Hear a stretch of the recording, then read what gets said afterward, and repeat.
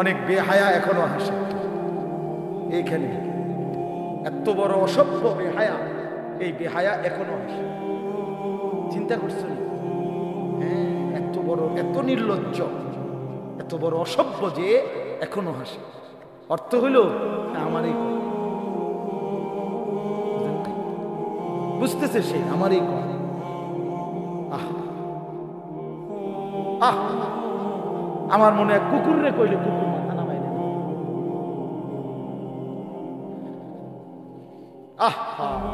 আমাদের সন্তানদের হালাত কত নাজুক, চিন্তা করে দেখেন।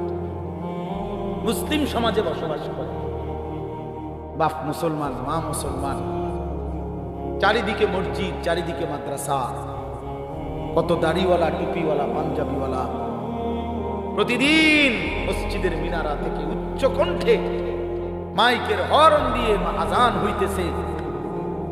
এত বেশি মাইক, হর্ন, মসজিদ, মাদ্রাসার পরিবেশের মাঝখানে থাইকাও এটা কত বড় গাদ্দার, কত বড় গাদ্দারা নাফরমান।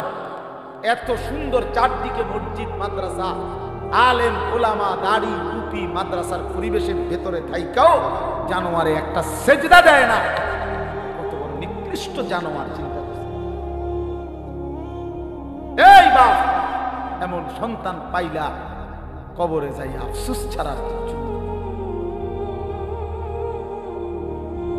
আজকে যদি এই আফ্রিকার জঙ্গলে থাকতো তাহলে বলতো যে বাবা, এত বড় আফ্রিকার জঙ্গলে ছিলাম যেখানে কোনোদিন কোনো আজান হয় নাই, যেখানে কোনো মসজিদ দেখি নাই, মাদ্রাসা দেখি নাই, আল্লাহ চিনব কোত্থেকে? আমি তো আফ্রিকার জঙ্গলের ভিতরে থাকতাম। বলেন,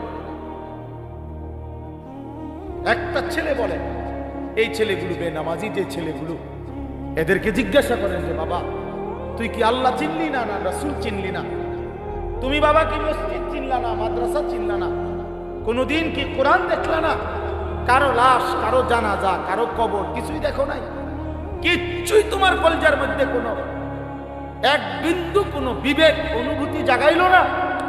শুধু নারী, শুধু একটা মোবাইল, শুধু একটা ছবি, শুধু একটা অশ্লীল দৃশ্যের কাছে হেরে গেলা? ছেলেরা বলো বাবা, তোমরা বলো, কার কাছে হাইরা গেল? কেমনে হাইরা গেল? তোমার বাপ মুসলমান, মা মুসলমান, তোমার ঘর মুসলমান, তোমার দাদা, দাদি, নানা, নানি, চাচা, মামা, ফুফা, খালু সব মুসলমান। তোমার এলাকার চারদিকে আজান হয়, তোমার মহল্লার প্রত্যেক গলিতে গলিতে মাদ্রাসা আছে, কোরআনের ঘর আছে, তোমারই কোনো না কোনো চাচাতো ভাই, মামাতো ভাই, ফুফাতো ভাই, আত্মীয় কেউ না কেউ হাফেজে কোরআন আছে, আছে না? তালেবে ইলম আছে, মাদ্রাসায় পড়ুয়া আছে। এত কিছু দেখার পরেও যার কলিজায় এক ওয়াক্ত নামাজ পড়তে মন চায় না, তার দিল পাথরের চাইতে শক্ত, তার দিল জন্তু জানোয়ারের দিলের চাইতে নিকৃষ্ট। কারণ এ বড় শক্ত হারামি, মনে রাখি, সে কিছুই মনে করে না, কিছুই মনে।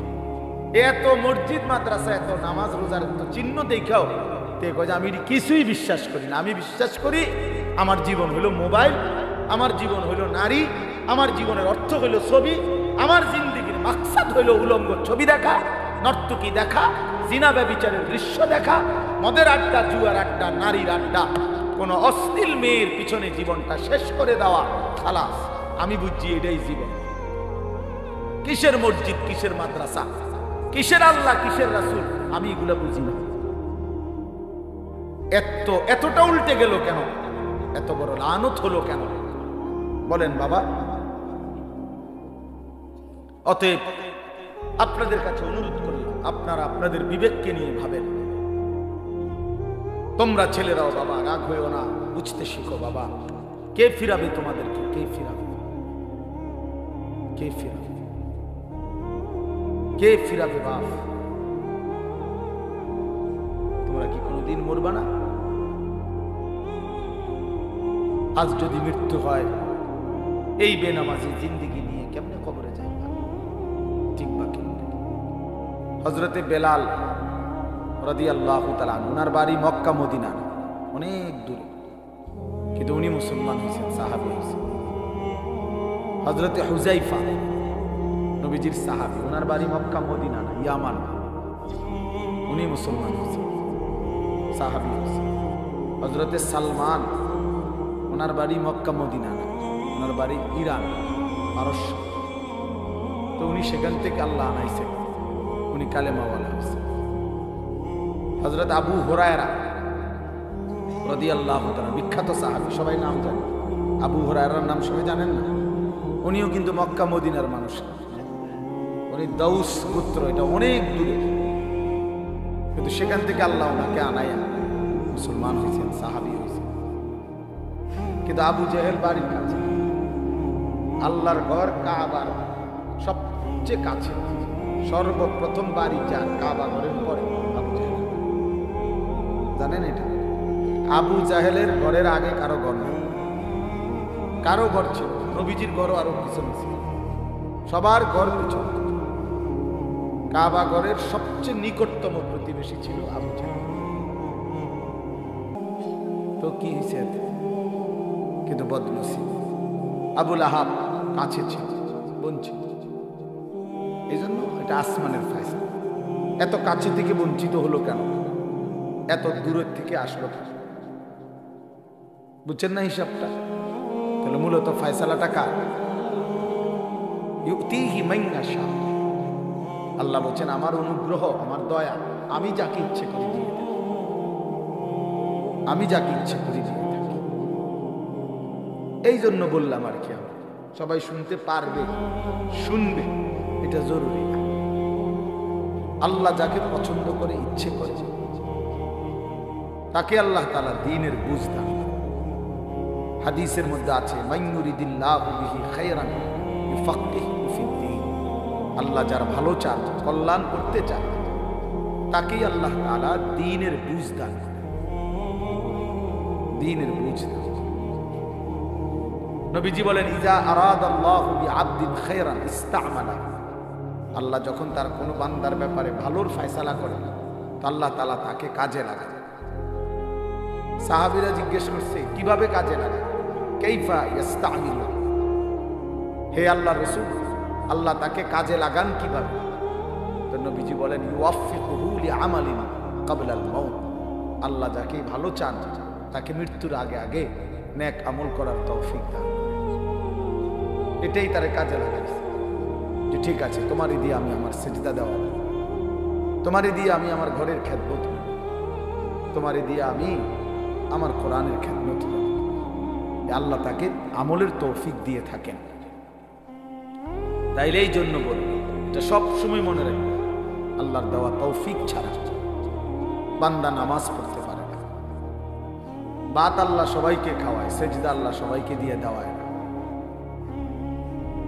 দুনিয়ার প্রয়োজন আল্লাহ সকলের প্রয়োজন পূরণ করে। জন্তু, জানোয়ার, কুকুর, বিড়াল, সাপ, বিচ্ছু, কাফের, মুশরিক, বেঈমান, নাস্তিক, মুরতাদ, এদের সকলের দুনিয়াবি প্রয়োজন আল্লাহ পূরণ করে। এই খানা পিনা, পেশাব পায়খানা, জরুরত, এগুলো তো আল্লাহ তাআলা জন্তু জানোয়ারেরও পূরণ করে। কিন্তু সেজদা, আল্লাহর গোলামি, আল্লাহর ইবাদত সবাইকে দিয়ে আল্লাহ করায়। আল্লাহ যাকে পছন্দ করে, ইচ্ছে করে, তাকেই আল্লাহ তাআলা তার দ্বীনের জন্য কাজে লাগায়, আল্লাহর ইবাদতের তৌফিক দান করে। এই জন্য এটা সবসময় মনে রাখতে হবে। নবী সাল্লাল্লাহু আলাইহি ওয়াসাল্লাম দোয়া করতেন যে আল্লাহ, আমার ইবাদত, আপনার ইবাদত সুন্দরভাবে করার জন্য আপনি আমার সাহায্য করেন। আপনি সাহায্য না করলে হবে না, আপনি তৌফিক না দিলে হবে না। আল্লাহুম্মা লা মানিআ লিমা আ'তাইত। আপনি দিলে বাধা দিবে কি? আপনি না দিলে দিবে কি? আপনাকে বাদ দিয়ে কারো কোনো চেষ্টায় কি লাভ? কোনো লাভ নেই। এই জন্য এটা অনেক বড় ইহসান, আল্লাহ তাআলার দয়া। আল্লাহ যাকে পছন্দ করে, ইচ্ছে করে, দয়া করে, আল্লাহর ইচ্ছা হয়, আল্লাহ তাকে কোরআন পড়তে দেয়, দ্বীন মানতে দেয়, আল্লাহকে সিজদা করতে দেয়। আর এমনি বাকিদেরকে আল্লাহ খাওয়ায় পড়ায়, এটা একটা কমন ব্যাপার। আল্লাহ তাআলা বলছেন, আমি অনুগত অবাধ্য সবাইকেই খাওয়ায়, কাফের মুশরিক বেঈমান, কারো রিজিক দুনিয়াবি আমি আটকাই। এই জন্য আল্লাহ তাআলা ফেরাউনকেও রিজিক দিছে, মুসা নবীকেও রিজিক দিছে না, নমরুদকেও রিজিক দিছে, ইব্রাহিম আলাইহিস সালামকেও রিজিক দিছে। আল্লাহ তাআলা আবু জেহেল আবু লাহাবকেও রিজিক দিছে, নবী সাল্লাল্লাহু আলাইহি ওয়াসাল্লামকেও রিজিক দিছে। তাহলে দুনিয়ার প্রয়োজন সকলের পূরণ করছে, সকলের, কিন্তু আখিরাত সমান না। আখিরাত ভিন্ন, আখিরাত শুধুই ইমানদার। পরকালের সুখ শান্তি নিয়ামত শুধুই ইমানদার, শুধুই সেজদাওয়ালা। কোরআন শরীফে আছে আল্লাহ তাআলা বলবে, কুলু ওয়াশরাবু হানিআম বিমা কুনতুম তা'মালুন।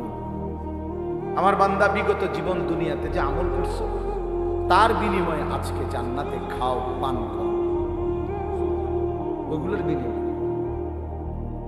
কুলু ওয়াশরাবু হানিআম বিমা আসলাফতুম ফিল আইয়ামিল খালিয়া। আল্লাহ বলেন জান্নাতীকে বলবে, বান্দা নিশ্চিন্তে আরামসে দুনিয়ার জীবন যে তুমি নেক আমল করেছো তার বিনিময়ে আজকে আরামসে নিশ্চিন্তে নির্বিঘ্নে আমার জান্নাতে খাও এবং পান করো। জাযাআন বিমা কানু ইয়ামালুন। আল্লাহ তাআলা বলেন জান্নাতের এই নিয়ামত বান্দা তোমাকে দিলাম কিসের বিনিময়ে? জাযাআন বিমা কানু ইয়ামালুন। ওই যে দুনিয়ায় আমল করেছিলে তার বিনিময়ে। এ তোমার সেজদার বিনিময়, এ তোমার রুকুর বিনিময়, এটা তোমার জিকিরের বিনিময়, আমার গোলামের বিনিময়, আমার বন্দেগীর বিনিময়। এই জন্য আখিরাত শুধুই মুমিনের জন্য, পরকাল শুধুই ইমানদারের জন্য। এই জন্য আল্লাহ তাআলার তৌফিক ছাড়া বান্দা আমল করতে পারে না, নামাজ পড়তে পারে না, সেজদা দিতে পারে। কত ছেলে দেখেন না, চোখের সামনে এক ওয়াক্ত নামাজ পড়ে না, জানেও না সে মানুষের বাচ্চা নাকি জানোয়ার, এটাও জানে, হাইওয়ান কিনা না মানুষ বলতে পারে। কে পাঠাইলো, কেন পাঠাইলো, কে সৃষ্টি করলো, কেন সৃষ্টি করলো, কি জন্য আসলো, কিচ্ছু জানে, কিছুই জানে না। লক্ষ্য উদ্দেশ্যহীন, গন্তব্যহীন এক পাগল, মাতাল, ছাগল, যা মন চায় খায়, যা মন চায়। এটা জিন্দেগি, এ তো লক্ষ্য উদ্দেশ্যহীন জীবন, জন্তু জানোয়ারের জীবন। মুসলমান তো তাকে বলে যার সুনির্দিষ্ট গন্তব্য জানা আছে। ইমানদারের গন্তব্য জানা আছে যে আমার গন্তব্য কোথায়, আমার এটা হায়াত, এরপরে আমার মৃত্যু, কবর, এরপরে আমার হাসরের মাঠ, এরপরে আমার মিজান হিসাব, এরপরে আমার ফুলসেরাত, এরপরে আমার জান্নাত। আমার টার্গেট জানা আছে, আমার গন্তব্য জানা আছে। আমি থামবো সেদিন, জান্নাতে যাব যেদিন। আমার টেনশন দূর হবে সেদিন, আমি জান্নাতে ঢুকবো যেদিন। وقالوا الحمد لله الذي أذهب عنا الحزن।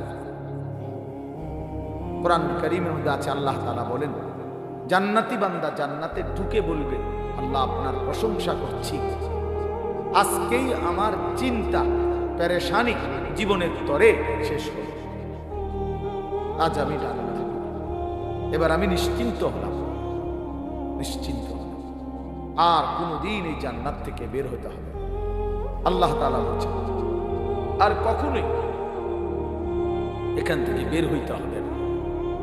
খালিদিনা ফিহা আবাদা, চিরস্থায়ী। চলেন বাপ, এই জন্য বললাম নিজেদের ছেলে, নিজেদের মেয়ে, নিজেরাও ইনসাফের সাথে ভাইবেন যে আপনি আখিরাত চিনেন কি। আপনার ছেলে মেয়েগুলো যেই জীবন পরিচালনা করতেছে এতে কি মনে হয়, এতটুকু আন্দাজ করা উচিত যে আমার ছেলে আসলে আখিরাত চিনে কি, আমার ছেলের সামনে কোনো গন্তব্য আছে কিনা, নাকি এই মোবাইল, নারী, ছবি, জিনা, ব্যভিচার, মদ, জুয়া, নাচ, গান, উলঙ্গ দৃশ্য, হালাল হারামের কোনো বাজ বিচার নাই, পাক নাফাকের কোনো বাজ বিচার নাই, লজ্জা শরম হায়া কিচ্ছু নাই, যখন যা যা মন চায় খাইতেছে। যা মন চায় তাই করতেছে। তো এই খামখেয়ালি জীবন, যখন যা মন চায় তাই, হালাল হারাম, জায়েজ না জায়েজের জীবন, যার পার্থক্য নাই। আল্লাহ তাআলা কোরআনে বলছে তার উদাহরণ হলো ফামাসালুহু কামাসালিল কালব, কুত্তার মতো। হ্যাঁ, এটা কোরআন শরীফের আয়াত। ওই জীবন কুত্তার জীবন, কুকুরের জীবন। এই জন্য আমি সবসময় এটা বুঝি, বেনামাজির জিন্দেগি কুত্তার জিন্দেগি। এই ফজরের নামাজ না পড়ে যে জানোয়ারগুলো ঘুমায় থাকে, এগুলা কুকুরের জিন্দেগি। খালাস। এই সুদখোরগুলো যে জিন্দেগি কাটায়, এগুলো কুকুরের জিন্দেগি। এই হারামখোরগুলো যে জীবন কাটায়, জানোয়ার। কোরআন শরীফের আয়াত।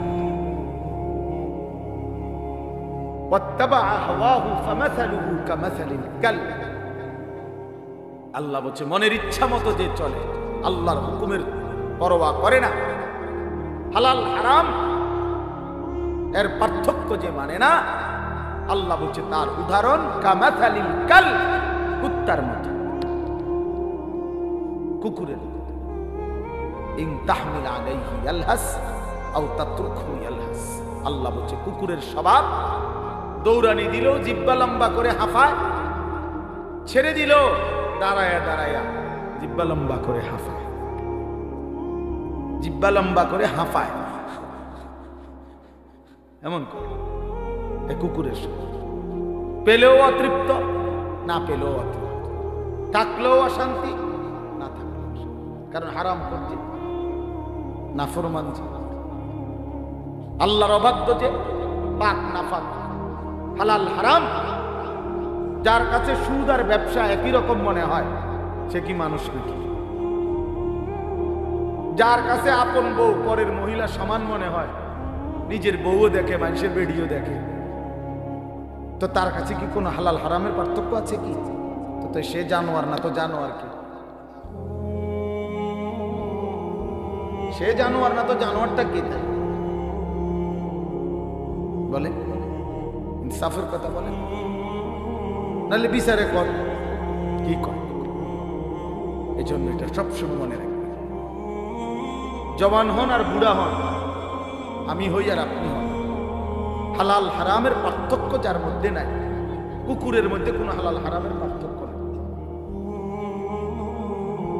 কুকুরের মধ্যে পাক নাফাকের কিছু নেই, কারণ যেহেতু সে জানে। কিন্তু মানুষ যে ইনসান, তার সৃষ্টিগত সত্তার মধ্যে হালাল হারামের অনুভূতি থাকতে হয়। মুসলমান তাকেই বলবে যার মধ্যে জায়েজ না জায়েজের পার্থক্য আছে, হালাল হারামের অনুভূতি আছে, পাক নাফাকের অনুভূতি আছে। কোরআন কারীমে আল্লাহ তাআলা এটা বলছেন। এজন্য নবীজি বলছেন আল হালাল বাইয়িন ওয়াল হারাম বাইয়িন। যেটা হালাল এটা স্পষ্ট, যেটা হারাম এটাও স্পষ্ট। নবীজি বলেন আমি অন্ধকারে রেখে যাই নাই উম্মতকে, একটা সেকেন্ডের জন্য আমি আমার উম্মতকে আড়ালে রেখে যাই নাই, সবকিছু আমি স্পষ্ট বলেছি। হালাল গুলোও পরিষ্কার করে দিছি, হারাম যা তাও স্পষ্ট করে দিয়েছি। 24 ঘন্টার যাবতীয় কর্মকাণ্ড আমি আল্লাহ স্পষ্ট করে দিয়েছি। ওই দেখেন ওই অপদার্থ ছেলেটার দিকে এক নজরে মোবাইলের দিকে তাকিয়ে আছে, কারে বলে কি ওয়াজ করে এর কোনো খবর। এটা ধরে রাখছে মোবাইল, এক নজর একদিকে হালাল। এবার ওয়াজ হয়, কারে বলে কি বলে, আমার এত কিছু দরকার, আমি আর আমার মোবাইল। এই জিন্দেগি, এই ছেলে পেলেদের আকসারের জীবনে 24 ঘন্টা পৃথিবীতে তার একটাই জিনিস, সেটা হলো একটা মোবাইল। এটাই তার মা, এটাই তার বাবা, এটাই তার আত্মীয়, এটাই তার স্বজন। মোবাইলেই হাসে, মোবাইলেই কাঁদে, মোবাইলেই আবেগ, মোবাইলেই সব কিছু জীবনে। মোবাইল কোত্থেকে আসলো, কে বানাইলো, কে সৃষ্টি করলো, কেন পাঠাইলো, কে আমারে বানাইলো, আমি কোত্থেকে আসলাম? কেন রাত হয়, কেন দিন হয়? আমার কোনো দায়িত্ব আছে কিনা আমার আল্লাহর পক্ষ থেকে? কিচ্ছুর কোনো সামান্যতম বুঝ, বুদ্ধি, আকল, দিমাগ কিচ্ছু। 365 দিন, এক বছরে কোনো দিন নামাজ পড়ে না, তারও কিছু মনে পড়ে না, কেউ তারে মনে করাইও দেয় না। কই তার বাপ কেডা, তার মা কি? কেউ একটু বলেও না যে কিরে বাপ, তুমি যে এক ওয়াক্ত নামাজ পড়ো না, তুমি মুসলমানের বাচ্চা হইলা কেন? তুমি মানুষের বাচ্চা হইলা কেন? তার মা একটাবার বলে না, মা এ কেমন, সন্তানেই কেমন। আমার খুব আফসোস লাগে, এটা খুব আফসোস। মাঝে মাঝে মনটা চায় যে কি আসলে কি মুসলমান হইল কেন? বাপে কেমন, সন্তানেই কেমন, মাই কেমন, মেয়েটাই কেমন। কেউ পর্দা করে না, মাও বেপর্দা, মেয়েও বেপর্দা। বাপ, জি, ছেলে মেয়ে সবাই মিলে টেলিভিশন চায়, একসাথে নাচ গান, নর্তকীর ছবি, নাটক, সিনেমা দেখতেছে। কত নিকৃষ্ট মুসলমান, কত বেশরম, বেহায়া, নির্লজ্জ হইলে এত বড় বেশরম। আত্মমর্যাদা, আত্মসম্মান, লজ্জা যদি এক বিন্দু থাকতো, তাহলে তো বাবা জিজ্ঞেস করতো যে কিরে বাপ, তুই মুসলমানের ঘরে জন্ম নিয়া এক ওয়াক্ত নামাজ পড়ে না, তুই কেমনে রে আমি মুসলমানের সন্তান হইলি? তুই মুসলমানের ঘরে সন্তান হইলি কেমন? আরে এইটা তো আগে বোঝাপড়া করার বিষয় ছিল। তোর বিদেশ, তোর চাকরি, তোর দাখিল, তোর এসএসসি বেড়া, এটি বাদ দে বেড়া, থো বেড়া, এটি পরের কথা বেড়া। আগে তুই মুসলমানের বাচ্চা কিনা আগে এটা বলবে। তোর নামাজের বোঝাপড়া করা আগে বেড়া। কিসের তোর বিদেশ, আবার কিসের তোর দেশ? তোর চাকরি দিয়ে আমি করব কি? তোর ব্যবসা দিয়ে আমি করবো কি? তোর উপার্জন খাইয়া আমি করবো কি বেটা? তুই তো হারাম কর, তো নাফরমান। এতটুকু যদি বিবেক বাবার না থাকে, সেটা কেমন বাবা, এ কেমন অভিভাবক, এ কেমন মুসলমান মা বাবা, যাদের হৃদয়ে এই কথা আসলো না। আপনার তো উচিত ছিল আগে এই বোঝাপড়া করা। আগে ছেলের সাথে এই বোঝাপড়া করেন, তুই মুসলমানের বাচ্চা কিনা আগে এটা বল। মুসলমানের বাচ্চা 16 বছরে এক ওয়াক্ত নামাজ ছাড়া থাকে কেন? কথা বলেন, ইনসাফ কি বলে? ইনসাফের কথা বলেন, বিচারের কথা বলেন। ছেলেগুলোকে আপনারা এভাবে ছেড়ে দিলেন, আর তোমরা ছেলেরাও বাবা এইভাবে নষ্ট হয়ে গেল। অনাদরে, অবহেলায় এমন সুন্দর জীবন, এমন সুন্দর যৌবন, শরীর, স্বাস্থ্য সব শেষ করে দিলাম। একবারও মনে পড়লো না তোমারও তো শেষ আছে বাপ।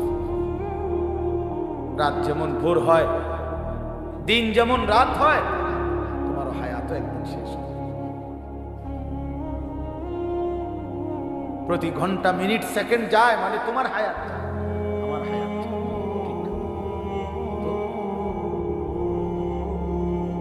আল্লাহ আমাদেরকে বুঝদান করেন। এজন্য বাপ আমরা ভাবা উচিত, আমাদের এটা ফিকির করা উচিত। এ ছোটরাও, বড়রাও, মাঝ বয়সীরাও, এত লাগাম ছাড়া মানুষ হয়। মুসলমানের জীবন এত বড়, জন্তু জানোয়ারের মতো হওয়ার কথা না বাবা। হ্যাঁ, গুনাহ হইতে পারে, গুনাহ আমারও আছে, আপনাদেরও আছে, গুনাহ হইতে পারে, হবে। সেটা হলো উচট খাওয়া। মানে চলার পথে আমি 10 কিলো পথ হাঁটলাম, আমি 30 কিলো পথ গেছি এক জায়গা থেকে আরেক জায়গায়।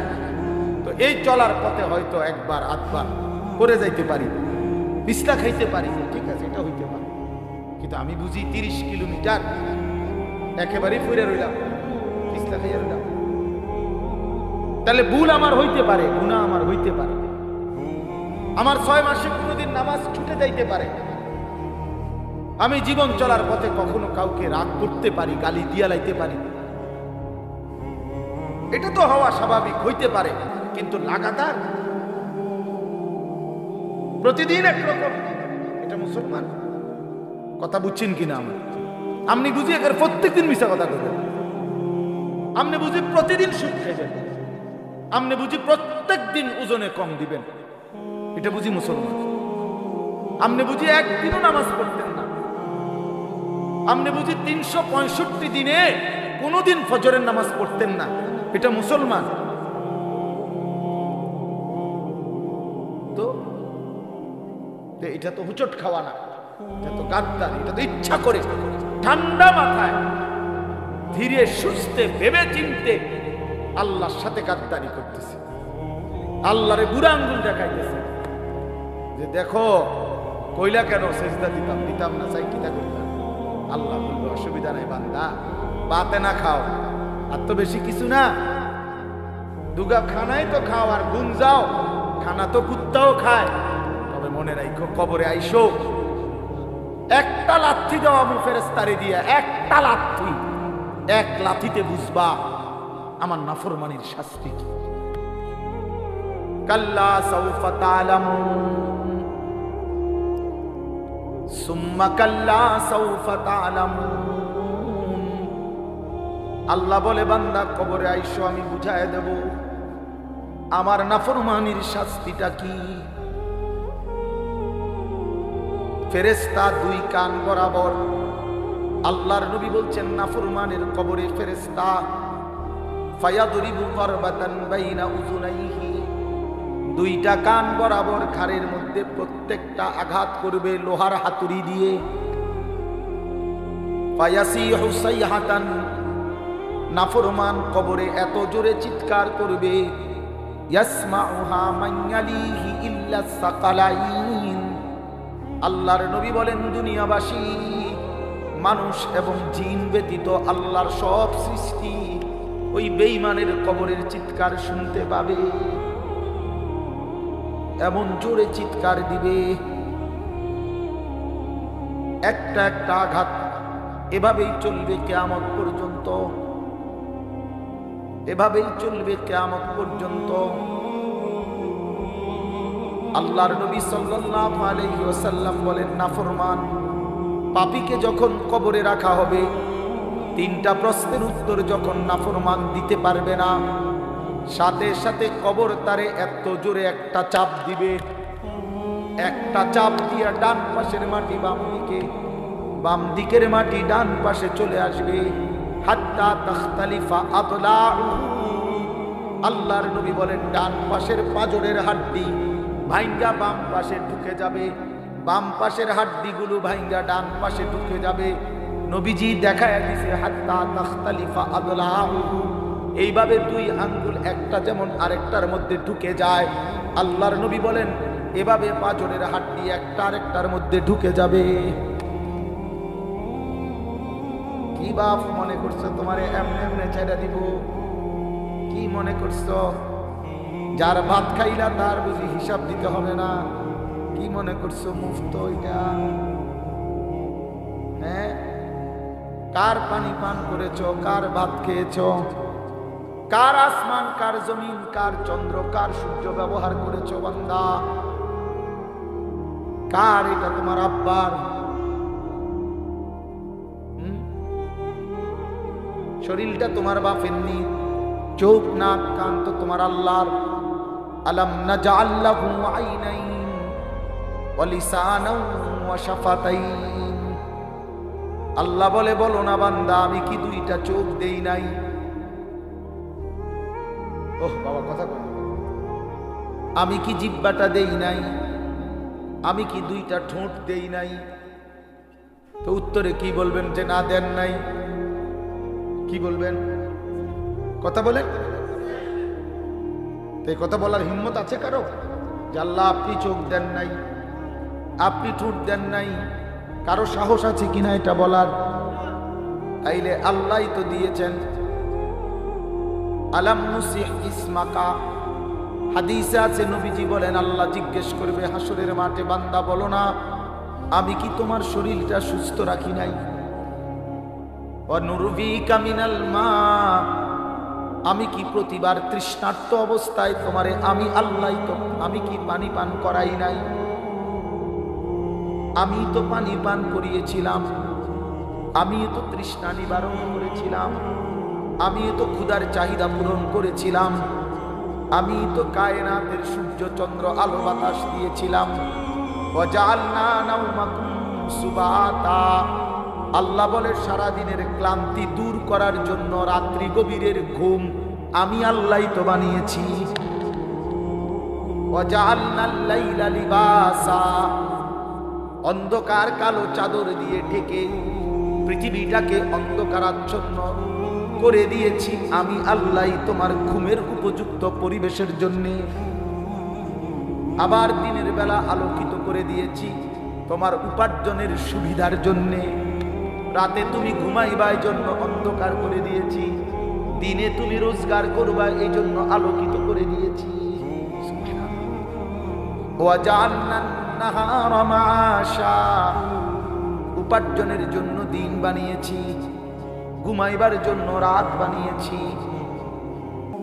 ওয়াজআলনা সিরাজাও ওয়াহাজা, একটা উজ্জ্বল সূর্য আমি আল্লাহই বানিয়েছি।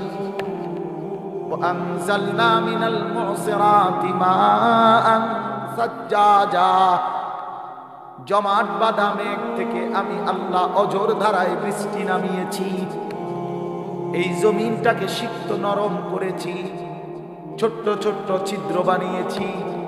তোমার অনাদরে ফেলে দেওয়া দানা আমি আল্লাহ কুদরতি স্বয়ংক্রিয় মেশিন দিয়ে আমি আল্লাহ জমিনের নিচে আমি নিয়ে এসেছি। কয়দিন পরে আবার আমি আল্লাহ সেই ছোট্ট দানা থেকে নতুন গাছ বের করে দিয়েছি।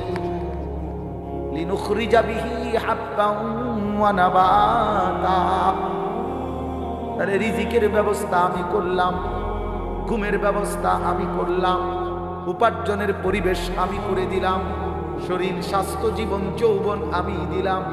আমি কেন সেজদা পেলাম না?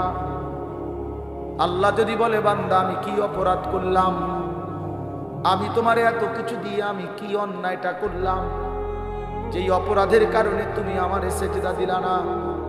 কি বলবা যুবক? নাফরমান যুবক কি বলবা?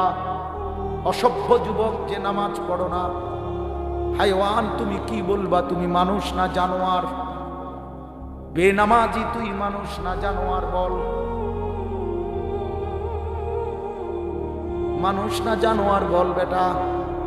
অনেক বেহায়া এখনো হাসে এইখানে, এত বড় অসভ্য বেহায়া, এই বেহায়া এখনো হাসে।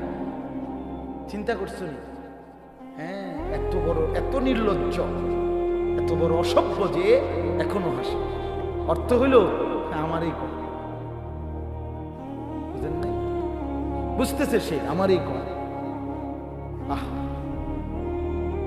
আহ, আমার মনে হয় কুকুর রে কইলে কুকুর মাথা নামাইলে না। আহ, আমাদের সন্তানদের হালাত কত নাজুক, চিন্তা করে থাকে। মুসলিম সমাজে বসবাস করে, বাপ মুসলমান, মা মুসলমান, চারিদিকে মসজিদ, চারিদিকে মাদ্রাসা, কত দাড়িওয়ালা, টুপিওয়ালা, পাঞ্জাবিওয়ালা প্রতিদিন মসজিদের মিনারা থেকে উচ্চ কণ্ঠে মাইকের হর্ন দিয়ে আজান হইতেছে। এত বেশি মাইক, হর্ন, মসজিদ, মাদ্রাসার পরিবেশের মাঝখানে থাইকাও এটা কত বড় গাদ্দার, কত বড় গাদ্দারা নাফরমান। এত সুন্দর চারদিকে মসজিদ, মাদ্রাসা, আলেম ওলামা, দাড়ি, টুপি, মাদ্রাসার পরিবেশের ভেতরে থাইকাও জানোয়ারে একটা সেজদা দেয় না। কত বড় নিকৃষ্ট জানোয়ার, চিন্তা করছে। এই বাপ, এমন সন্তান পাইলা কবরে যাই আফসোস ছাড়া কিছু। আজকে যদি এই আফ্রিকার জঙ্গলে থাকতো তাহলে বলতো বাবা এত বড় আফ্রিকার জঙ্গলে ছিলাম যেখানে কোনোদিন কোনো আজান হয় নাই, যেখানে কোনো মসজিদ দেখি নাই, মাদ্রাসা দেখি নাই, আল্লাহ চিনব কোত্থেকে? আমি তো আফ্রিকার জঙ্গলের ভিতরে থাকতাম। বলেন, একটা ছেলে বলে, এই ছেলেগুলো বেনামাজি যে ছেলেগুলো, এদেরকে জিজ্ঞাসা করেন যে বাবা তুই কি আল্লাহ চিনলি না, না রাসূল চিনলি না? তুমি বাবা কি মসজিদ চিনলা না, মাদ্রাসা চিনলা না? কোনদিন কি কোরআন দেখলা না? কারো লাশ, কারো জানাজা, কারো কবর কিছুই দেখো নাই? কিচ্ছুই তোমার কলজার মধ্যে কোনো এক বিন্দু কোনো বিবেক অনুভূতি জাগাইলো না? শুধু নারী, শুধু একটা মোবাইল, শুধু একটা ছবি, শুধু একটা অশ্লীল দৃশ্যের কাছে হেরে গেলা। ছেলেরা বলো বাবা, তোমরা বলো, কার কাছে হাইরা গেল? কেমনে হাইরা গেল? তোমার বাপ মুসলমান, মা মুসলমান, তোমার ঘর মুসলমান, তোমার দাদা দাদি, নানা নানি, চাচা মামা, ফুফা খালু সব মুসলমান। তোমার এলাকার চারদিকে আজান হয়, তোমার মহল্লার প্রত্যেক গলিতে গলিতে মাদ্রাসা আছে, কোরআনের ঘর আছে। তোমারই কোনো না কোনো চাচাতো ভাই, মামাতো ভাই, ফুফাতো ভাই, আত্মীয় কেউ না কেউ হাফেজে কোরআন আছে, আছে না? তালেবে ইলম আছে, মাদ্রাসায় পড়ুয়া আছে। এত কিছু দেখার পরেও যার কলিজায় এক ওয়াক্ত নামাজ পড়তে মন চায় না, তার দিল পাথরের চাইতে শক্ত, তার দিল জন্তু জানোয়ারের দিলের চাইতে নিকৃষ্ট। কারণ এ বড় শক্ত হারামি, মনে রাখি। সে কিছুই মনে করে না, কিছুই মনে। এত মসজিদ মাদ্রাসা, এত নামাজ রোজার এত চিহ্ন দেখাও আমি কিছুই বিশ্বাস করি না। আমি বিশ্বাস করি আমার জীবন হলো মোবাইল, আমার জীবন হলো নারী, আমার জীবনের অর্থ হলো ছবি, আমার জিন্দেগির মাকসাদ হলো উলঙ্গ ছবি দেখা, নর্তকী দেখা, জিনা ব্যভিচারের দৃশ্য দেখা, মদের আড্ডা, জুয়ার আড্ডা, নারীর আড্ডা, কোন অশ্লীল মেয়ের পিছনে জীবনটা শেষ করে দেওয়া। খালাস, আমি বুঝছি এটাই জীবন। কিসের মসজিদ, কিসের মাদ্রাসা, কিসের আল্লাহ, কিসের রাসূল, আমি এগুলা বুঝি না। এতটা উল্টে গেল কেন? এত বড় লানত হলো কেন? বলেন বাবা। অতএব আপনাদের কাছে অনুরোধ করলাম, আপনারা আপনাদের বিবেককে নিয়ে ভাবেন। তোমরা ছেলেরাও বাবা রাগ হয়েও না, বুঝতে শিখো বাবা। কে ফিরাবে তোমাদেরকে? কে ফিরাবে? কে ফিরাবে? কে ফিরাবে বাপ? তোমরা কি কোনদিন মরবা না? আজ যদি মৃত্যু হয়, এই বেনামাজি জিন্দেগি নিয়ে কেমনে কবরে যাইবা?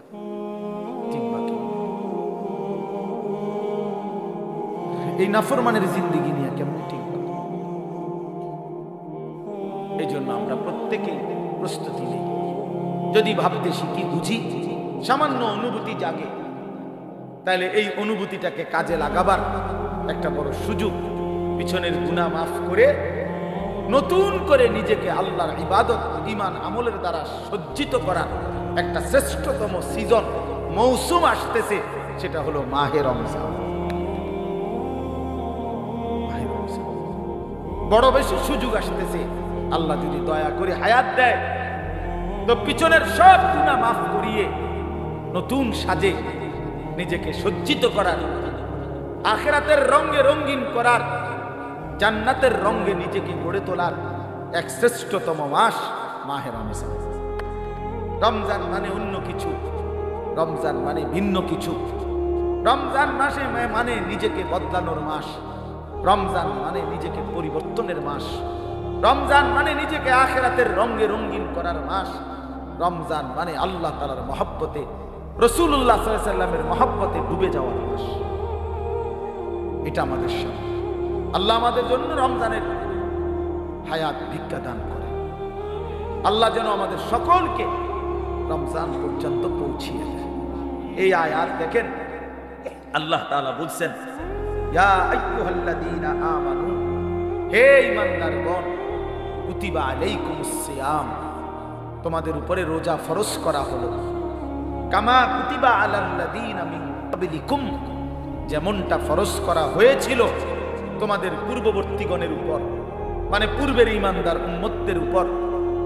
কেন ফরজ করা হলো রোজা? উদ্দেশ্য কি? আমি আল্লাহর, লাআল্লাকুম তাত্তাকুন, যেন তোমরা মুত্তাকি হতে পারো, মুত্তাকি হইতে পারো, আল্লাহ ভীরু হইতে পারো। আর মুত্তাকি হলে কি লাভ হবে? উইদ্দাত লিল মুত্তাকিন, আল্লাহ বলে জান্নাত বানানোই হয়েছে মুত্তাকিদের জন্য। মুত্তাকি হবে তো জান্নাতি হবে। জান্নাতি হবে।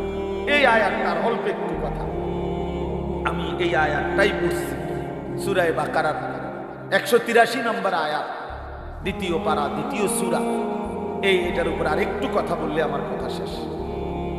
আমরা আমাদের যদি পরিবর্তন চাই, পরিবর্তনের সুযোগ মাহে রমজান। আমরা যদি আখিরাত সাজাইতে চাই, আমাদের জন্য শ্রেষ্ঠ সুযোগ মাহে রমজান। আমরা যদি ঘুরে দাঁড়াইতে চাই, আমাদের জন্য শ্রেষ্ঠ সুযোগ মাহে রমজান। মাহে রমজান, আল্লাহ নাফরমানির এই জিন্দেগি আমি ছেড়ে দেব, আপনার রঙে রঙিন হব, তাইলে শ্রেষ্ঠতম সুযোগ মাহে রমজান। মাহে রমজান, রমজানের মধ্যে অসম্ভব শক্তি আছে, মাহে রমজানের মধ্যে অসম্ভব পাওয়ার আছে। আল্লাহ বলছে, রমজানে বান্দা আইসো আমার কাছে, রাত দিন 24 ঘন্টা আমি আল্লাহ জাহান্নাম থেকে মুক্তি দিতে থাকবো। ওয়াতাকাউ মিনান নার, জাহান্নাম থেকে মুক্তি দেব, সারা রাত মুক্তি দেব, সারা দিন মুক্তি দেব। রমজানের প্রতি ঘন্টা, প্রতি মিনিট, প্রতি সেকেন্ড হীরা মণি মুক্তা জহরতের চাইতেও কোটি গুণ বেশি দাম, কোটি গুণ বেশি। আল্লাহ তাআলা সেই মহিমান্বিত রমজান আমাদের সামনে আনতেছেন। আর মাত্র 18-19 দিনও বাকি নেই। এই অল্প কয়টা দিন বাবা, আমাদের উচিত রমজানের জন্য অধীর আগ্রহে মহব্বতের সাথে আল্লাহর কাছে হায়াত ভিক্ষা চাওয়া, যে আল্লাহ এত কাছে আইনা মৃত্যু দিয়েন, কবরে নিয়েন, আর কয়টা দিন হায়াত দেন, রমজান পর্যন্ত পৌঁছিয়ে দেন। আল্লাহুম্মা বারিক লানা ফি রাজাব ওয়া শাবান ওয়া বাল্লিগনা রমাদান। আল্লাহ তাআলা বলেন, ইয়া আইয়ুহাল্লাযীনা আমানু। দেখেন, এই একটি আয়াতে আল্লাহ 4টা কথা বলছে। একটা হলো, হে ঈমানদারগণ। 2 নাম্বার হলো, তোমাদের উপরে রোজা ফরজ করা হলো। 3 নাম্বার হলো, যেমনটা ফরজ করা হয়েছিল পূর্ববর্তীদের উপরে। 4 নাম্বার হলো, যেন তোমরা মুত্তাকি হতে পারো। কয়টা কথা হলো? এই 4টা কথার আমি 4টা আলগা সংক্ষিপ্ত একটু ব্যাখ্যা বলি। 1 নাম্বার হলো, হে ঈমানদারগণ। এটা আল্লাহ আমাদেরকে ডাক দিয়েছেন। তাফসীরের মধ্যে আছে, আদম আলাইহিস সালাম থেকে নিয়ে আমাদের নবী পর্যন্ত, ইতিপূর্বে আমাদের নবীর আগে যত নবী পৃথিবীতে আল্লাহ পাঠাইছেন, ওই নবীদের উপরে যারা ঈমান আনছিল, ওই নবীদের আমলে তাদের কাউকে কোনোদিন আল্লাহ তাআলা এই শব্দ দিয়ে, হে ঈমানদারগণ, ইয়া আইয়ুহাল্লাযীনা আমানু বলে ডাক দেন না। আগে সর্বপ্রথম আমাদের নবী, আখিরি নবী, আল্লাহর বন্ধু, আমাদের নবীর ভালোবাসায় আল্লাহ তাআলা বলছে, বন্ধু, বিগত কোন নবীর ঈমানদার উম্মতকে আমি যেই শব্দে ডাকি নাই, এই প্রথম আপনার ভালোবাসায় আপনার ঈমানদার উম্মতকে আমি ইয়া আইয়ুহাল্লাযীনা আমানু এই নতুন শব্দে ডাক দিলাম। হে ঈমানদারগণ, হে ঈমানদার, তোমরা আমার। তাফসীর ইবনে কাসিরের মধ্যে আছে, যে ঈমানদার সে আল্লাহর বন্ধু, যে মুমিন সে কার বন্ধু? আল্লাহর বন্ধু। আল্লাহর বন্ধু, মুমিনের বন্ধু আল্লাহ, আল্লাহর বন্ধু মুমিন, আল্লাহর বন্ধু মুমিন। এই জন্য তাফসীরে লিখছে, হে ঈমানদারগণ, এই কথার আরেকটা তরজমা এটা, হে আমার বন্ধুগণ। আল্লাহ যেন ডাক দিয়া বলছে, হে আমার বন্ধুগণ, তোমরা আমার বন্ধু, তোমরা আমার। আমি বানাইছি বহু জনের, তোমরা বানাইছি আমার জন্য, আমার জন্য। তোমরা আমার, তোমরা আমারে মেনে নিয়েছ, তোমরা আমার কালেমা পড়েছ, তোমরা আমার রাসূলকে মেনে নিয়েছ, অতএব তোমরা আমার। তোমাদের কালেমা লা ইলাহা ইল্লাল্লাহ মুহাম্মাদুর রাসূলুল্লাহ, এটা আমি গ্রহণ করলাম, গ্রহণ করে আমি নিলাম। এই জন্যই আমি তোমাদেরকে ডাক দিই। তুমি বলছো আমি এনে ভর্তি হব। ওই যে আমারে মোহাম্মদে বলছে, তার ছোট ভাই হাফেজ মুশাররফ ভাই আমার আজকে বললো যে হুজুর ভর্তি করাবো আপনার মাদ্রাসায়, তো কি কোন সময় আমু ফরম নিয়ম কানুন কি? আমি এত কথা তোমার দরকার কি? এতে ভর্তি হইব 60 টাকা। তার মানে আমি বলতে চাইছি, তারে কি বুঝাইলাম? তোমার এত নিয়ম কানুনের দরকার কি? আমি তারে নিলাম, খালাস, আমি ভর্তি নিলাম। তাইলে অর্থ হইল, আল্লাহ তাআলা বলছেন, বান্দা তোমার কালেমা আমি নিলাম, তোমার ঈমান আমি নিলাম, এজন্য আমি তোমারে মুমিন বলে ডাক দিলাম। আল্লাহ কাউকে নিজের করে ডাক দেওয়া, খোদার কসম, এটা তার জীবনের সবচেয়ে বড় পাওয়া। যদি দিল থাকতো তাইলে আমরা বুঝতাম। এক এমপি সাহেব যদি কারো নাম নেয়, এক মন্ত্রী সাহেব কারো নাম নেয়, আর তারে যদি কেউ আইয়া কয় আজকে তো মন্ত্রী সাহেবের কাছে গেছিলাম আর উনি তোমার নাম নিছে, তোমার কথা ভালো কইছে, বাবা হেতে বেটা তো মানে ঠ্যাঙালগি দিয়ে একটা দেবে। হ্যাঁ বাইদাইয়া ঘরে বেড়ে কথাবার্তা সাবধানে কও, আগের মতো নাই। যেরকম মনে হচ্ছে এরকম না। কি কিছে মন্ত্রী সাহেব আজকে আমার নাম হয়েছে জিঙ্গাও, মানে সে এটাকে খুব গৌরবের মনে করে, ঠিকই না বলেন না কেন? সবার কাছে ঘুরে ঘুরে বলার চেষ্টা করবে আমি কিন্তু মন্ত্রীর পরিচিত। হাদিসের মধ্যে আছে এক সাহাবী উবাই ইবনে কাব রাদিয়াল্লাহু তাআলা আনহু, সাহাবীদের মধ্যে নবীজির সবচেয়ে সুন্দর কোরআন শরীফ পড়তেন যিনি, ওনার নাম হলো উবাই ইবনে কাব। এই উনি নবীজি একদিন উনাকে বলছেন, এই সাহাবীকে, যে উবাই এদিকে আসো, তুমি আমারে কোরআন শরীফ পড়ে শোনাও, বুঝছেন? তখন ওই সাহাবী একটু লজ্জিত হয়ে বলতেছি, ইয়া রাসূলুল্লাহ আমি আপনার সামনে কোরআন পড়বো, অথচ কোরআন তো আমরা আপনার থেকেই শুনি, কোরআন আপনার উপরেই নাজিল হয়, আমি কোন সাহসে আপনার সামনে কোরআন পড়ি? তো নবীজি বললেন, শুনো, মহান আল্লাহ পাক রব্বুল আলামিন জিব্রাইল পাঠাইয়া তোমার নাম নিয়া বলছে তোমার কাছ থেকে আমি কোরআন শুনতে। এই আমরা স্পষ্ট হাদিসে পড়ছি, বিশ্বাস করেন। এই সাহাবী এটা শুনা তিনবার জিজ্ঞাসা করছে নবীজিরে, আওয়াসাম্মানি আল্লাহ, ইয়া রাসূলুল্লাহ বললেন কি আমার আল্লাহ আমার নাম নিছে? আমার নাম? আরে কোন কি আপনি? নবীজি বলল, হ তোমার নামে তো দিছে। উনি আবার জিজ্ঞাসা করছে, ইয়া রাসূলুল্লাহ সত্যি বলছেন আমার নাম নিয়েছেন আল্লাহ? বলছে, হ তোমার নাম।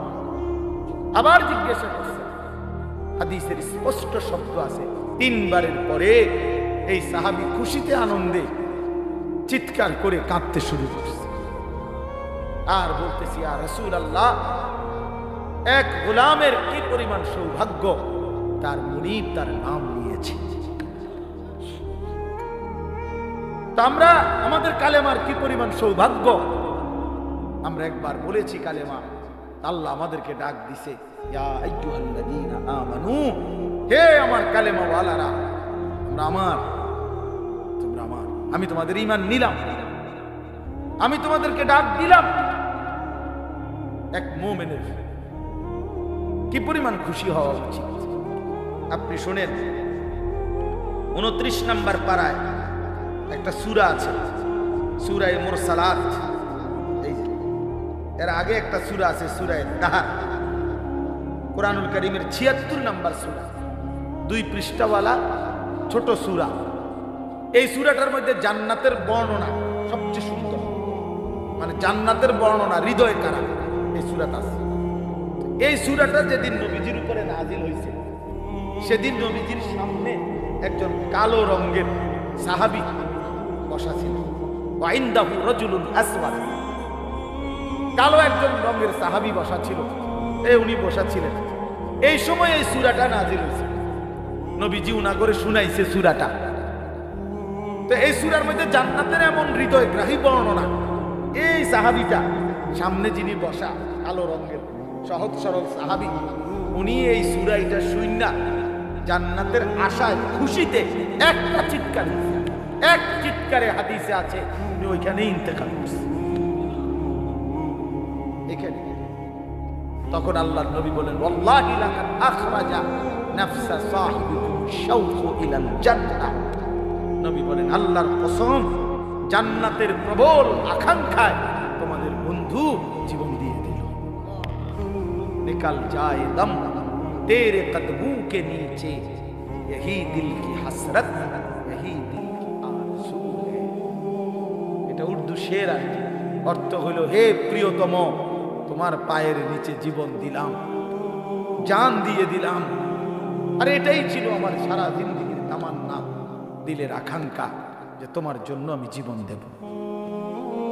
আর সেটাই দিয়ে নিকাল যায় দম তেরে কদমোं के नीचे, তোমার কদমের নিচে আমার জান। এই দিল কি হাসরত, এটাই ছিল দিলের আকাঙ্ক্ষা। এজন্য আজকে ছেলেরা কোথায় জীবন শেষ করে দিচ্ছে? এমন সুন্দর জীবন, এমন সুন্দর যৌবন, আহা, শক্তির টাইমটা, জীবনের সক্ষমতার সময়। ছোটবেলা তো ভাইয়া দুর্বল, বৃদ্ধ বয়সটাও দুর্বল। তোমাদের অনেক কিশোর নওজোয়ান একজনের গায়েও চাদর নাই, কিন্তু মুরব্বী সবগুলোর গায়ে চাদর।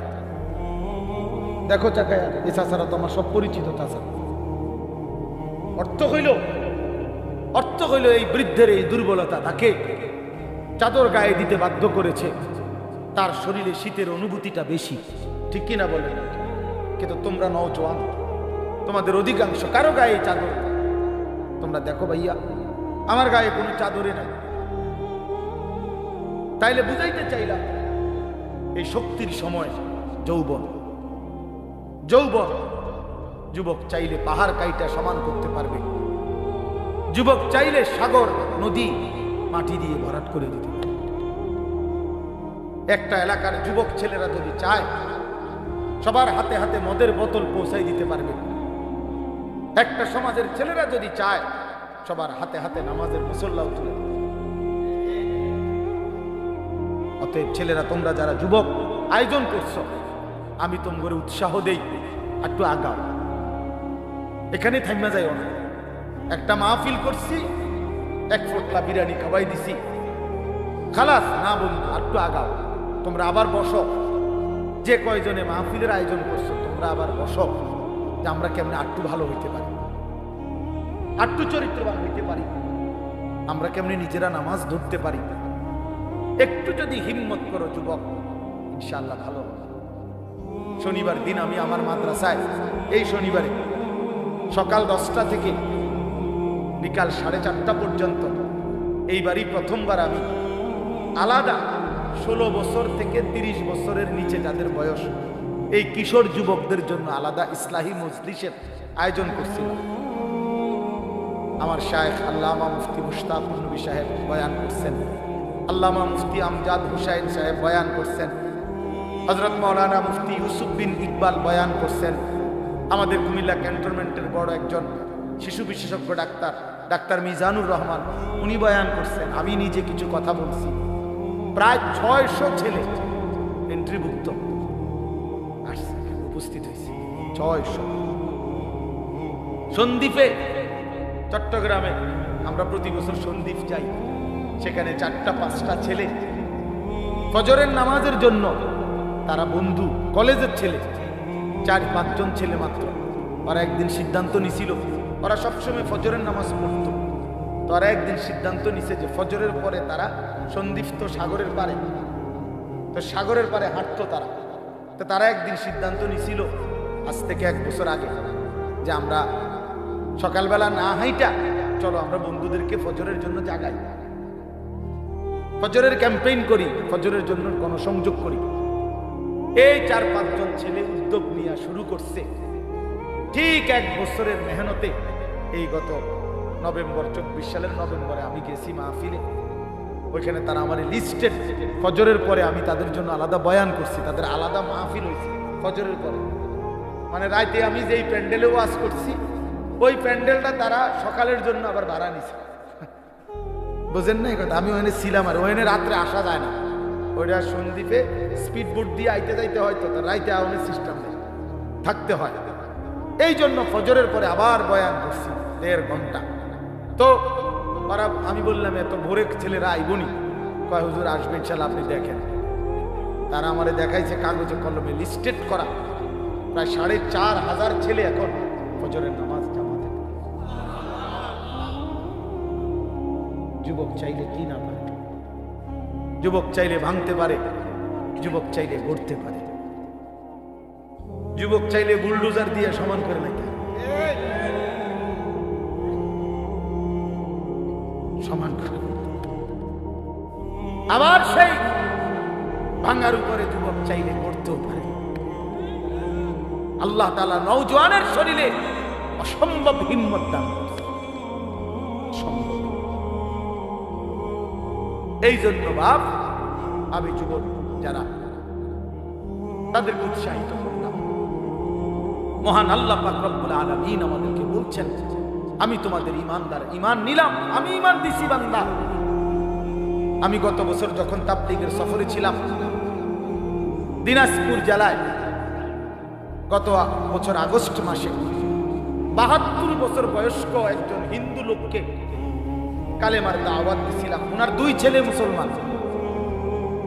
ওনারে আমি 2.5 ঘন্টা কালেমার দাওয়াত দিছি। আমরা 3 জন আলেম মিলে কত অনুনয় বিনয় করছি, কাকুতি মিনতি করছি, কাঁদছি, চোখের পানি ফেলছি।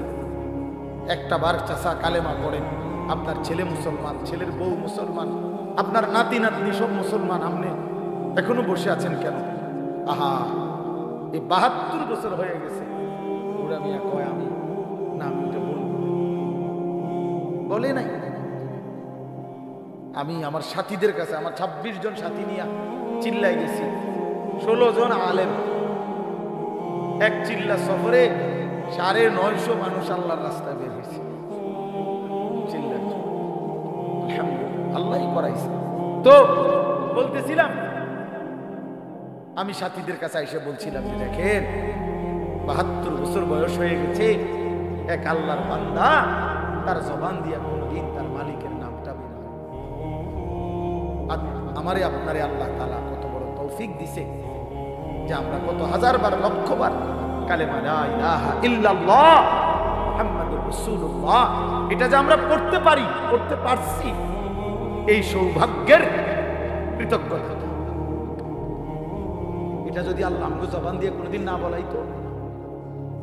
কথা বলে না বাপ, এই ছেলেরা মিয়া, এই আব্বা যারা নামাজ পড়ো না, আরে না ফরমান, তুই যদি হিন্দুর ঘরে জন্ম নিতি, তুই যদি ইহুদির ঘরে জন্ম নিতি, তুই যদি খ্রিস্টানের ঘরে জন্ম নিতি, বেটা কি হতো জীবন যদি কোনোদিন কালেমার আহ্বান না শুনতা? তুমি তো মুসলমানের ঘরে জন্ম নিয়া এভাবে ঈমানকে ফেলে দিলা। মুসলমানের ঘরে জন্ম নিয়ে এভাবে নামাজকে প্রত্যাখ্যান করলা। ছি ছি ছি, তোমারে দেখে তো হিন্দুও হাসবে, তোমারে দেখে তো ইহুদিও হাসবে, তোমারে দেখে তো খ্রিস্টানও হাসবে যে দেখছো হয় নাকি শ্রেষ্ঠ জাতি, ওদের ধর্ম নাকি শ্রেষ্ঠ ধর্ম, ওদের ধর্ম কোরআন নাকি শ্রেষ্ঠ কিতাব, ওদের শ্রেষ্ঠ ধর্ম ওদেরই পছন্দ হয় না, ওদের শ্রেষ্ঠ কিতাব ওরাই করতে পারে না। এটা কিসের শ্রেষ্ঠ? কথা বলেন না। তাহলে আমি তো আমার ধর্মের অপমান। কথা বলেন না, আমি আমার ধর্মের অপমান না, আমি আমার কোরআনের অপমান। এজন্য তোমরা যারা বেনামাজি ছেলে, তোমরা ধর্মের অপমান। তোমাদের যাদের চুল বেঈমানের মতো, তোমরা মুসলমান ধর্মের অপমান। তোমরা, তোমাদের কারণে আমার ধর্ম লজ্জিত, তোমাদের কারণে ধর্ম বেইজ্জতি হয়েছে।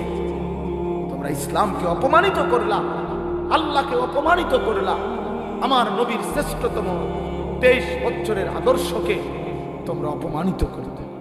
এই অপমানের বিচার ছেড়ে দিবে না বাপ।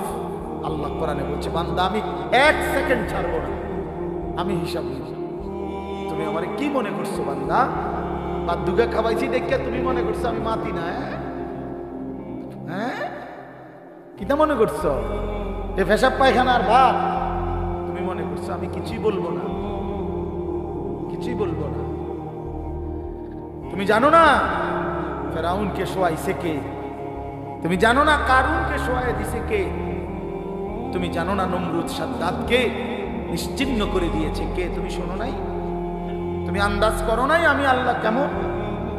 এই পৃথিবীর কত অবাধ্য জাতিকে আমি আল্লাহ ধ্বংস করে দিয়েছি, শোনো নাই? কই, গোটা পৃথিবীর সমস্ত আধুনিক প্রযুক্তি থাকার পরেও তো বাবা আমেরিকার ওই বেঈমানরা ক্যালিফোর্নিয়ার লস অ্যাঞ্জেলস তাদের একটি স্টেট আগুনে দাবানলে পুরে ছাই হয়ে গেছে। লক্ষ লক্ষ কোটি কোটি মিলিয়ন বিলিয়ন ডলারের এক এক বিল্ডিং। আপনারা মুরব্বীরা মিলিয়ন বিলিয়ন ডলার কিতাটি বুঝতেন না কয়টা? আপনি 1 মিলিয়ন বিলিয়ন ডলার কত টাকা? কমপক্ষে 300 টাকার বেশি। মানে আপনি এটি বুঝতেন না, এটা বুঝতেন না। কথা বুঝছেন কিনা? হ্যাঁ, আমরা কিতাবে পড়ছি এক বুজুর্গকে, হ্যাঁ, একটা জিনিস দামি ওনার কাছে ছিল, তো ওনার কাছে বলছি এটা আপনি বিক্রি করে দেন। কত মূল্য? উনি বলছে 100 দিরহাম, 100 টাকা। তখন উনি যখন বিক্রি করে দিছে, ওনারে 100 দিরহাম দিছে, তো অন্য কেউ ওনারে পরে বলছে, হায় হায় জনাব, আপনি তো বহুত বড় ঠকছেন, মাত্র 100 টাকা দাম চাইলেন, এটার দাম তো আরো অনেক। তো উনি বলছেন, আল্লাহর কসম, 100 টাকার উপরে, 100 দিরহামের উপরে কোনো সংখ্যা আছে? আমার তো এটা জানা, আমার তো এর উপরে কিছু জানা নাই। আমার মেজো বোনের বিয়ে যখন হয়েছিল, মেজো বোন, আমি তখন প্রাইমারি শেষ করে মাদ্রাসায় ভর্তি হয়েছি, এই সময় আমার বোনের বিয়ে হয়েছে। তো বোন জামাই যখন ওই আগে ছোটবেলায় বিয়ের দিন বোন জামাই যখন আসছে, তখন শরবত খাওয়াইছি যে গেইটে নাকি, তখন কিছু টাকা দিতে হবে না, যে শরবত খাওয়ায় তারে। তা আমার 100 টাকা দিছে প্রথম। তো এগুলা নাকি ওনার কাছে আরো টাকা ছিল, তো ওই আরো একটু সাফাসাফি করলে আরো দেয়, আরো কিছু দেয়, না মানলে আরো দেয়, এমনি এমনি নিয়ম ছিল। আমার 100 টাকা দিচ্ছে, আর এটা দেখে আমি একটা দৌড়ে আমার পুরো মনে আছে, একটা কসম, আমার পুরো এখনো মনে হইলো আর এই কথাটা। আমার একবারে আমার ভাই, চাচাতো ভাইটাই বা অন্যরা এত দমকাইছে, বেউকুফ, 100 টাকা লইয়া দৌড় দিয়া গেলেছ। আমি বলছি, আমি তো আসলে এর চাইতে বেশি টাকা জীবনে আর দেখি।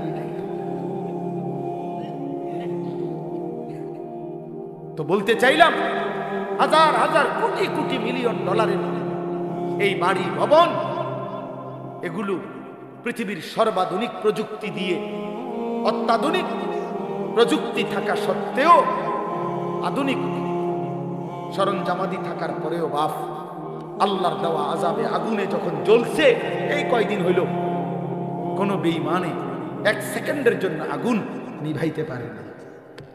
14,000 ফায়ার সার্ভিস কর্মী একসাথে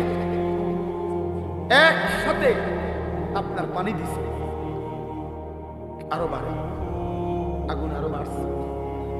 তার মানে বোঝা গেল বাবা, পৃথিবীর কারো শক্তি মূলত কোনো শক্তি না, আল্লাহ শক্তির সামনে, আল্লাহর ফয়সালার সামনে। আল্লাহ যদি ভালো রাখে তাইলেই ভালো থাকা। হ্যাঁ, আপনার টাকা তো আছে 1000 কোটি টাকা, কিন্তু আপনার ফেড অসুখ, আপনি টেহা দিয়ে কিনবেন। আপনার টাকা তো আছে লক্ষ কোটি টাকা, কিন্তু আপনার তো ডায়াবেটিস, আপনি কিনবেন টাকা দিয়ে কি করবেন? আপনি 7,000 ধন হইলেও কি লাভ হবে? এই জন্য আমি অনুরোধ করছি, আমরা মুমিন, আল্লাহ আমাদেরকে বলছে এটাই কথা, তোমাদের উপরে আমি রোজা ফরজ করলাম, তোমরা আমার হুকুম মানো, তোমরা আমারে মানো বান্দা। রোজা মানে বিরত থাকা, সিয়াম মানে বিরত থাকা, তার মানে গুনাহ থেকে বাঁচো, হালাল বস্তু থেকে বাঁচো। আমি তোমাদেরকে হারাম তো হারামই, হারাম থেকে আবার ফিরাবো কেন? হারাম থেকে তো ফিরতে সারা বছরের জন্যই বলে দিছি। তো আমি রমজান মাসে তোমাদের 3টি হালাল খাবার হালাল ছিল, পানি হালাল ছিল, হালাল স্ত্রী হালাল ছিল। আমি রমজানের 30টা দিন, একটা মাসে তোমাদের জন্য খাদ্য, পানি, স্ত্রী, এই 3টা জিনিস হালাল বস্তু আমি হারাম করে দিলাম। যেন আমি বুঝাইতে চাইলাম যে দেখো, আমি আল্লাহ যেখানে হালালটাও হারাম করে দিলাম, সেখানে হারামটার প্রতি আমি আল্লাহর কি পরিমাণ ঘৃণা। যেখানে হালালটাই ছেড়ে দিতে বললাম, সেখানে হারামটা ধরে রাখার কোন সুযোগ আছে? অতএব মিথ্যা, চুরি, ডাকাতি, জিনা, ব্যভিচার, মদ, জুয়া, নাচ, গান, সুদ, ঘুষ, মা বোনদের বেপর্দা জিন্দেগি ছেড়ে দেয়। ছেড়ে যাবে। একজন বুঝলে একজনে, কোনো অসুবিধা নাই, আমার কোনো আফসোস নাই। আমি সব সময় ফেরিওয়ালার মতো আমি বুঝি, একজনই শুনুক, একজনই যদি ভাবে সংখ্যা দিয়ে আমি কি করব, বুঝেন না? 10 কোটি মানুষ আমার মনে করেন আলগি দিছে, তো কি আমার কবর রাজার মা। বাংলাদেশের একেবারে মনে করেন 50 লাখ লোক আমার চিনে, তো কি আমার কবর রাজার মা। তো আর কি, পরিচিতি অপরিচিতি জনপ্রিয়তা এগুলো কোনো বিষয়, এগুলো কোনো মুখ্য বিষয় নয়। বিষয়গুলো আল্লাহর কাছে গ্রহণ হওয়া, আখিরাতের মুক্তি পাওয়া, জাহান্নাম থেকে মুক্তি পাওয়া। অতএব আজকে এতটুকুই মূল কথা। আমরা প্রত্যেকেই এটা ভাবি, আমরা মুমিন। প্রিয় ভাই বলেন, আমরা এখানে যারা এখন বসছি, রাত 12টা বাজে, আমার কথা শেষ, নীরবে একটা মিনিট ইনসাফের সাথে ছেলেরা বাবা তাআলা ইব্রাহিম ওয়া আলা আলি ইব্রাহিম ইন্নাকা হামিদুম মাজিদ। আল্লাহুম্মা বারিক আলা মুহাম্মাদিন ওয়া আলা আলি মুহাম্মাদ কামা বারাকতা আলা ইব্রাহিম ওয়া আলা আলি ইব্রাহিম ইন্নাকা হামিদুম মাজিদ। সুবহানাকা লা ইলমা লানা ইল্লা মা আল্লামতানা ইন্নাকা আনতাল আলিমুল হাকিম। আলহামদুলিল্লাহ, আল্লাহ পাক রব্বুল ইজ্জত যুল জালাল ওয়াল ইকরামের ফজল কারাম, রব্বুল আলামিনের অপরিসীম ইহসান, মেহেরবানি, দয়া। আল্লাহ তাআলা আমাদেরকে আজ 10 ফেব্রুয়ারি 2025 রোজ সোমবার কুমিল্লা জেলা দেবিদ্বার উপজেলাধীন ঘোষণা বলি মাহমুদ বাড়ি জামে মসজিদ ও যুব সমাজের উদ্যোগে আজকের এই 6ষ্ঠ বার্ষিক ওয়াজ মাহফিলে আল্লাহ তাআলাই আমাদেরকে আসবার বসবার আল্লাহর জন্যই জমা হওয়ার তৌফিক দান করেছেন। এজন্য আমরা সকলেই বলি আলহামদুলিল্লাহ। প্রিয় ভাই যারা দাঁড়িয়ে আছেন, মেহেরবানি করে এদিকে জায়গা আছে, আপনারা দয়া করে ভিতরে ঢোকেন। আমি অনুরোধ করলাম দাঁড়ায় থাকা যাবে না, আর দাদা চলে যান, চলে গেলেও সমস্যা না, বাহিরে রোদ আছে, রোদ পান গিয়ে।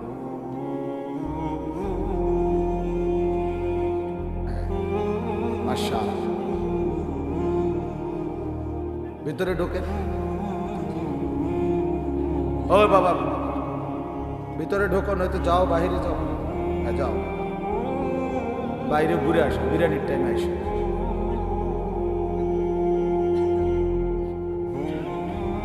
মাশাআল্লাহ,